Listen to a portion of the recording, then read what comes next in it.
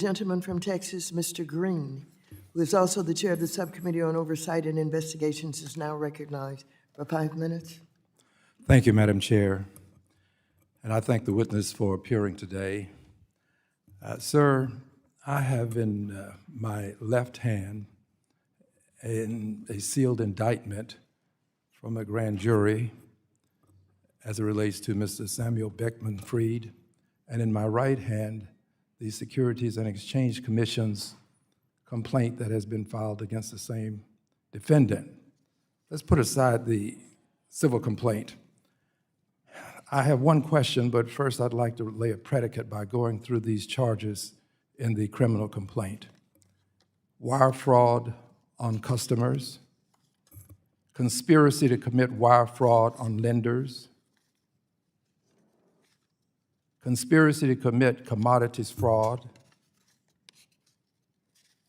conspiracy to commit securities fraud,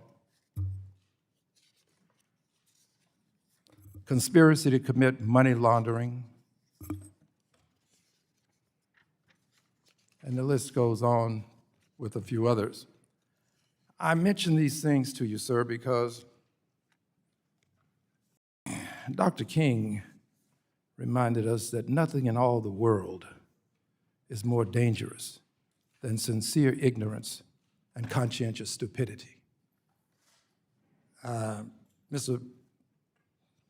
Bankman-Fried has pretty much indicated that he just made a big mistake, that he was doing the best that he could to be a servant and of great service to humankind.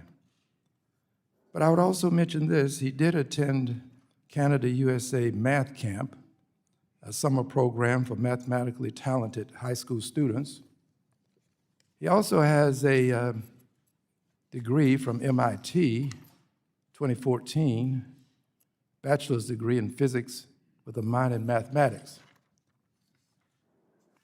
Is all of this just one big mistake that was made by this gentleman, sir, as you see it, based upon what you've seen so far? It looks to me like there may be some malfeasance here. You know, we're certainly, investigating everything that happened relative to these circumstances. At this stage, we're trying not to, lay judgment or put labels on actions. We're focused on, accumulating and maximizing the assets for the victims. That's our number one priority. In doing so, we will also investigate potential causes of actions to maximize value. And that does require us to get into the underlying facts and motivations and what happened. So we fully expect to explore that. Thank you. Would you consider this to be sincere ignorance? Again, I don't want to put labels on it. Obviously, there's been failure here of a massive proportion. Ultimately, I think others will judge him by his actions. Mm-hmm.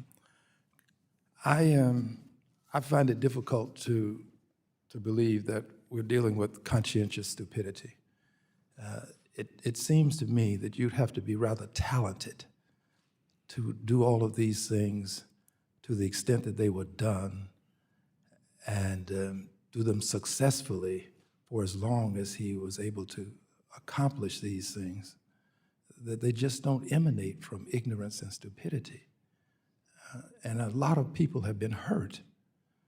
And aside from the civil actions, I think that we have to send a message to the others who would take advantage of people that this is not going to be tolerated.